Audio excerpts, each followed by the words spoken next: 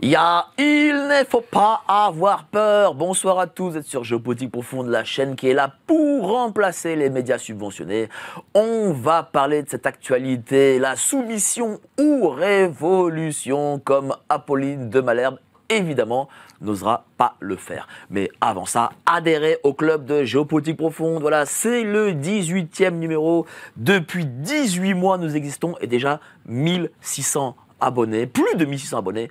Merci à vous pour votre confiance. Vous cliquez sur le lien ci-dessous et puis vous adhérez avec les Philippe Perlin, les Jean-Michel Vernochet, les Pierre Hillard, Gérard Chevrier, Franck Pengam et tous les autres. 7 jours d'essai gratuit si vous cliquez sur le lien. Et n'oubliez pas, il ne faut pas avoir peur, la boutique est ouverte. Et d'ailleurs, le mug, il ne faut pas avoir peur, est numéro 1 de nos ventes. Merci à vous, vraiment, c'est très gentil. Je reçois pour ça, tiens, Philippe Murer, économiste et aussi cofondateur d'un mouvement politique, le mouvement politique citoyen. Bah tiens déjà, cher Philippe, comment va ce mouvement ? Bah déjà, bonjour Mike. Hein, mais on s'est vu avant, tous sur le plateau. Comment va ce mouvement ? Il se porte bien. En fait, on l'a monté il y a 4 mois, on l'a cofondé, parce que c'est pas un parti unipersonnel, c'est un parti avec Olivier Pacientini, l'économiste qui est malheureusement en ce moment malade. Pas très bien, ouais. Qui est pas Et on pense à lui ? On pense à lui, on espère qu'il va se rétablir vite. Laurent Henninger, un historien. Et en fait, on recrute, on a eu des petits miracles, des gens qui sont venus nous aider, qui apportent des choses vraiment importantes, comme notre responsable de fédération. Je ne pensais pas monter des fédérations aussi vite, mais on a déjà 20 délégués départementaux, grâce à Pierre Derbet, qui était quelqu'un que je ne connaissais pas avant, qui bosse très très bien. Et on fait monter les gens à la méritocratie. Parce qu'en fait, ce qu'il faut remettre en France, c'est la méritocratie, l'émulation, en fait, et les gens qui jouent le collectif. C'est comme ça qu'on peut s'en sortir, quoi. Et puis on a besoin, j'imagine, de patriotisme, d'amour de son pays. Évidemment, mais ce qui manque. Mais du vrai, de l'amour de son pays, avec une pensée claire. C'est-à-dire avec un pays, pour l'aimer, quand on l'aime, on veut qu'il soit indépendant. Donc on veut qu'il soit hors de l'Union européenne, on veut que les citoyens aient leur souveraineté populaire. Et pour finir sur le mouvement, en fait, on est en train de rassembler de plus en plus de souverainistes dans le mouvement. Donc on a par exemple, parce que c'est un mouvement qui cherche des solutions pour écrire un programme pour sauver la France. Et ce soir, on va en parler des solutions. Et on va en parler, tu vois. On a Bernard Cron, Académie nationale de chirurgie, vice-président de l'Internat de Paris, qui nous aide sur la santé publique. Là, demain, je rencontre un grand policier qui n'en peut plus de l'insécurité et qui a plein d'idées. Et on se voit demain à 9h du matin, on va prendre un café pour voir si on peut travailler ensemble. On a des policiers et d'ex-gendarmes qui ont écrit des bouquins. On a des enseignantes qui sont connues, qui passent sur vos plateaux d'ailleurs. Laurent Arthur Duplessis qui nous aide sur Affaires étrangères, qui est chez vous, qui est excellent. Tous les vendredis, ouais. Très bon, et qui travaille avec le colonel Jacques Hogar. Et on a aussi Sébastien Béraud, voilà, on lance la commission agriculture avec Sébastien Béraud, qui est l'agriculteur qui dit il faut sortir de l'Union européenne pour sauver l'agriculture, et on va chercher des solutions avec lui et d'autres agriculteurs. Tu vois. Donc vraiment, on part de gens qui ne sont pas des politiciens, qui sont des résistants, des citoyens. Il y a des citoyens qui nous ont envoyé des notes par le site internet très bien faites, ou alors des personnalités souverainistes qui ont envie de s'impliquer dans le mouvement. Mais c'est ce qui manquait chez les souverainistes, hormis évidemment l'Union, c'est-à-dire qu'il y ait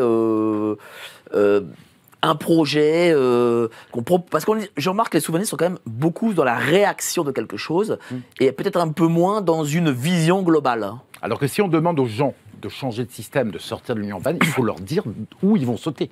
Quel projet on peut leur apporter. Le projet, il est génial à tous les niveaux. Je vois Gilles Lartigot, par exemple, il y a le projet de souveraineté alimentaire et de retrouver une alimentation de qualité à la française. Parce que la France est quand même, avec l'Italie, le pays qui produit le plus en Europe. Le plus, et surtout la nourriture de plus grande qualité, des terroirs exceptionnels, des traditions. Et ça, on peut le retrouver, effectivement. Et il faut donner envie aux gens de retrouver leurs racines, de retrouver ce qui fait la France, en fait, très clairement, et des solutions. Et on a ces professionnels qui apportent plein d'idées. Et donc, en faisant tout ça, on peut amener, je pense, pas mal d'enthousiasme aux gens avec ce rassemblement des souverainistes à l'intérieur du parti. Est-ce que ce rassemblement a pour but d'aller aux élections très vite ou pas ? On ira. Le premier but, c'est de rassembler le maximum de gens, de citoyens, de gens qui ont des choses à dire pour trouver des solutions, d'écrire un bouquin, le petit livre des citoyens français pour sauver le pays. Et après les élections, oui. Après, on verra les circonstances. On verra les circonstances, parce que c'est vrai que personne ne sait s'il y aura une élection présidentielle dans 2 mois, des législatives dans 6 mois, ou pas d'élection pendant 3 ans. En fait, on est complètement dans le noir. On va parler de tout ça, mais avant ça, on va présenter nos amis qui sont autour de la table. À ta droite, Serge Federbusch. Comment tu vas, éditorialiste ? Comment tu vas, Serge ? Ça va bien. Et auteur du Sabre et l'Esprit, avant que tu oublies, parce que... Non, j'oublie jamais. Oh là là, le Sabre et l'Esprit... Ça allait venir. Voilà. Donc, moi, ça va bien, voilà. Et donc, j'observe avec attention les... J'ai vu que tu as fait des dédicaces à Librairie Vincent. Oui, ça s'est pas mal passé, oui. D'accord. Et puis, maintenant, donc, on va voir ce que nous réserve le gouvernement Bayrou, sur lequel et pour lequel j'ai des idées qui sont pas tout à fait les idées, je dirais, très communément répandues, quoi. Je pense que ça peut réserver plus de surprises qu'on l'imagine. Très bien. Merci à toi, Serge. David Darmon, cofondateur d'un mouvement, un think tank souverainiste plutôt, Oui, plutôt, la Concorde. un mouvement. Comment tu vas, cher David? Très bien, très bien. La Concorde aussi? Toujours, on essaye toujours de mettre en relation tous les souverainistes, tous les différents mouvements, partis, pour créer cette fameuse union. On roule pour personne, on n'a pas de tête d'affiche qu'on soutient en particulier. Non, le but, c'est véritablement de faire en sorte que tout le monde travaille à un projet commun et réussisse à montrer que sortir de l'Union européenne, c'est à la fois souhaitable et envisageable. Merci, David. Et notre ami Gilles Lartigot, le beau gosse de la table, parce qu'il y a toujours un beau gosse sur le plateau de Géopolitique Profonde. Et donc aujourd'hui c'est Gilles, la jungle alimentaire. La dernière fois j'étais l'américain. Voilà, tu étais l'américain, t'es le beau gosse. Voilà. Français. Voilà. Je suis toujours très à l'aise, merci de l'invitation. Je suis toujours très à l'aise. Ça me fait très plaisir de t'avoir ici. Voilà, moi j'ai vécu 10 ans outre-Atlantique, notamment au Québec. Je suis revenu en France parce que j'aime mon pays et je me sens à l'aise en fait avec vous. Et je pense qu'on va peut-être échanger sur des sujets comme la souveraineté alimentaire, etc. Souveraineté alimentaire, ça c'est important pour le coup. Oui, surtout avec la Mercosur qui arrive là. Européenne, c'est pas la souveraineté alimentaire française. Parce que, non mais surtout avec le Mercosur qui arrive. Ah, mais il est arrivé. Oui, c'est vrai. Donc, merci à toi. Et dis-moi, quand on est patriote, souverainiste, qu'est-ce qu'on pense de la situation actuelle ?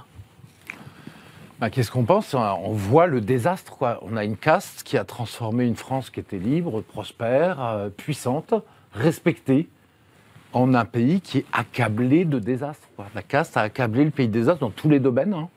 Dégradation de l'éducation, ce matin, l'insécurité. Ce matin, un jeune qui est tué à coups de couteau à Paris dans le 13e arrondissement.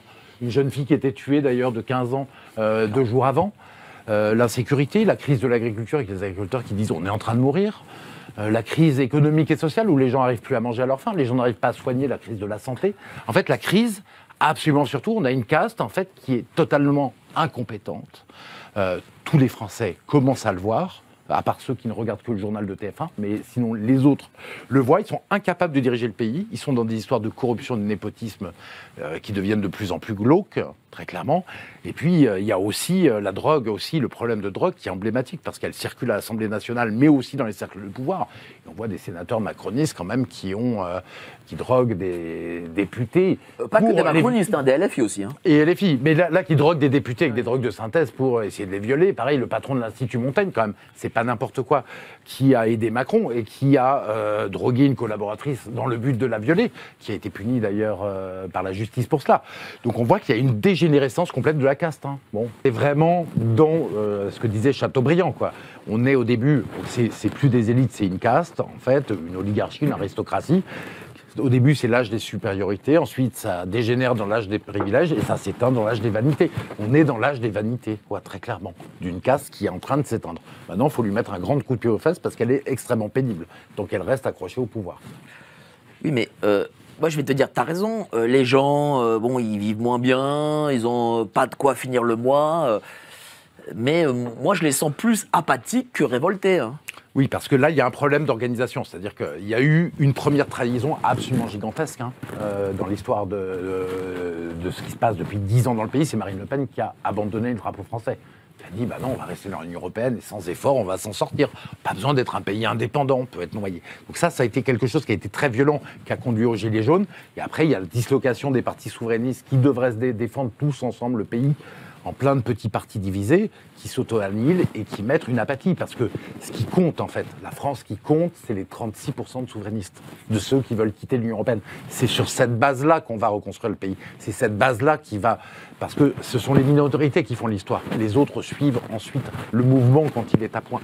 Mais c'est cette base-là qui est en déshérence et c'est cette base-là qu'il faut regrouper parce que c'est la partie la plus résistante qui a compris les problèmes et qui est prêt à s'engager. Donc c'est à eux qu'il faut s'adresser en premier pour les relever. Ils sont un peu empathiques, effectivement, à cause de ce phénomène de division qu'on a eu. Mais on a parlé d'oligarchie, de soumission. Est-ce qu'on est plus dans la soumission, l'oligarchie, plutôt que dans la révolution, quoi. Et que moi, je vais te dire une chose. Je suis pas. Alors, je suis pas aussi optimiste vis-à-vis du peuple. Alors, révolution, c'est vrai, je pense que la question est ouverte. Quand je dis révolution, c'est pas forcément de 89, hein, mais je pense que la question est ouverte. On ne sait pas ce qui va se passer à l'avenir. Très clairement, la question est ouverte, ça va dépendre. Si les Français se laissent faire, ils vont être broyés par la casque et ça va aller de plus en plus mal et de plus en plus dur pour les Français. Si les Français se révoltent, mais se révoltent, ça peut être par les urnes aussi. Hein. Là, on est dans autre chose. En fait, il faut organiser toute cette colère, toute cette dissidence, toute cette résidence française, il faut l'organiser collectivement pour en faire un instrument puissant. C'est tout le sujet, quoi. C'est tout le sujet.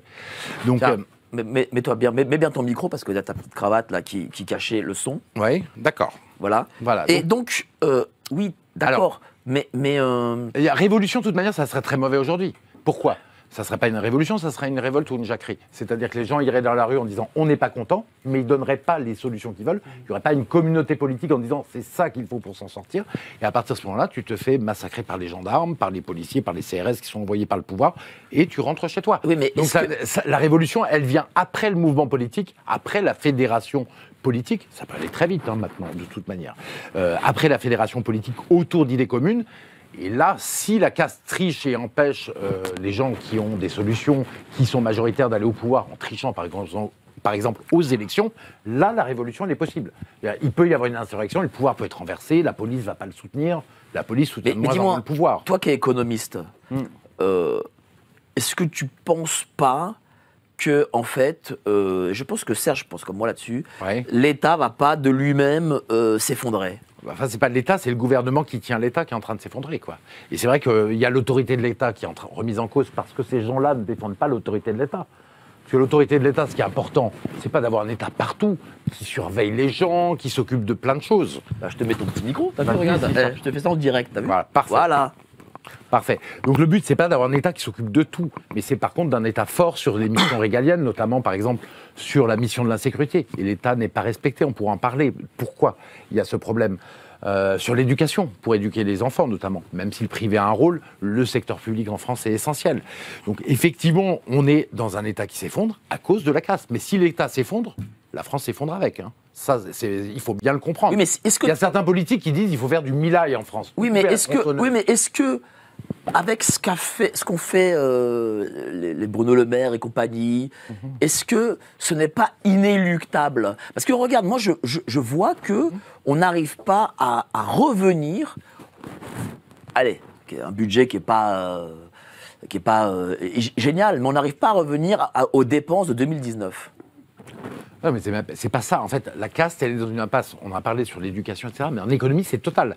C'est-à-dire qu'en fait, il y a 0,5% de croissance par an en moyenne en France, quand tu calcules la croissance moyenne.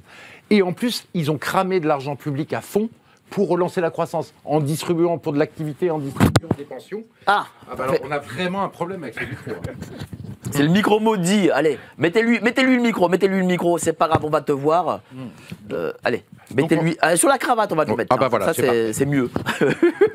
C'est la malédiction du micro. Parfait. On a eu d'autres malédictions cette semaine avec le micro. Hein. Ah ouais. Je sais pas ce qui se passe. La pince ne sert pas assez fort. C'est le micro d'Hanouna. Si tu veux, c'est l'impasse totale. Mais le déficit public, il est le résultat du fait d'une croissance économique qui est complètement détruite et d'une France où l'industrie a été détruite, comme elle est en train de se détruire à toute vitesse en Allemagne. C'est un problème européen. C'est le même problème partout, pas de croissance, et des déficits publics qui montent partout de façon conséquente. Aux États-Unis, tu sais combien est le déficit public ?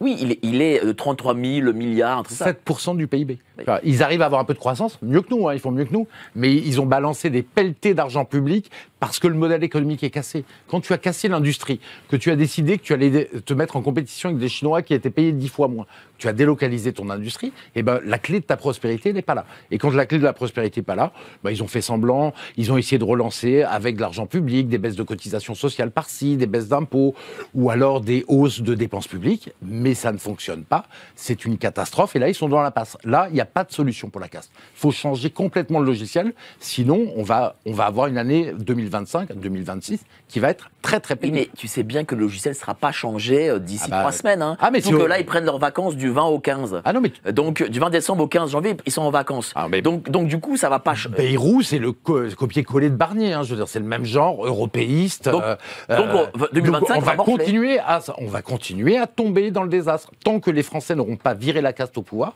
tant qu'ils ne seront pas libérés de cette caste à l'intérieur et de l'Union européenne à l'extérieur, la France va tomber dans l'abîme. Donc très clairement. Donc, comme ils ne les auront pas virés d'ici là, donc il faut se dire aux gens, il ne faut pas leur mentir. Ah ouais, c'est très dur. On est tombé, enfin on tombe déjà quoi. Ah bah oui, on tombe. Et quand tu vois des gamins qui se font tuer dans le 13e et 15e arrondissement de Paris, comme aujourd'hui, oui. 13 ans, 15 ans, une fille en plus, et là tu vois qu'on a un problème majeur sur le sujet, mais sur l'économie, les gens n'arrivent pas à bien manger, ils ne leur emballent pas, mais j'en parlais avec Jacqueline Moreau, qui est une amie, elle me disait, oui, moi j'ai plein de gens autour de moi, ils ont des problèmes pour manger, pour arriver à manger, des problèmes gravissimes. Et le problème, c'est que ça va continuer. Donc là, il faut vraiment structurer, organiser tout ça, proposer des solutions françaises, et que les Français aussi prennent ces solutions. Mais... Parce qu'il y a un problème, en fait. Ouais. Le problème, c'est l'individualisme qu'on a lancé, qui a été lancé partout. L'individualisme, c'est-à-dire ce qui vient d'ailleurs du libéralisme depuis 200 ans, et de ses dérives de 68 Art qui sont allées beaucoup plus loin. On te dit, occupe-toi de ton intérêt individuel, et l'intérêt général va être parfaitement assumé. Mais non, quand tu ne t'occupes que de ton intérêt individuel, chacun finit par détruire par petits bouts la société. Et à la fin, tu n'as plus de collectif. Et à la fin, tout le monde en est malheureux. Donc ce qui est fondamental, c'est que chacun se rappelle une chose, c'est qu'en fait, pour résoudre un problème de cette ampleur, que la France n'a pas eu depuis très très longtemps, peut-être 200 ans, ça revient, c'est pas le moment de la révolution, mais c'est un peu la même chose, des castes incapables de gérer le pays et complètement. Tu es bien d'accord. C'est-à-dire que moi, j'ai tweeté il n'y a pas très longtemps de cela en disant les gens ne se rendent pas compte, mais de la déliquescence économique, morale, tout ce que tu veux de ce pays. Les gens vont dire ah oui, t'es alarmiste, machin. Mais de tous les pays du monde, c'est ça qui est important aussi. Oui, mais tous les pays du monde. La Chine a des problèmes de croissance gigantesques. Je te donne juste un exemple. Les taux chinois sont en dessous des taux français, ce qui veut dire qu'en fait, il n'y a plus de croissance en Chine. Ils n'ont pas de gamins. Il n'y a pas de gamins en Corée du Sud. Le pays qui réussit le mieux, parce que c'est un problème philosophique, d'abord. Le pays qui réussit mieux au monde, la Corée du Sud.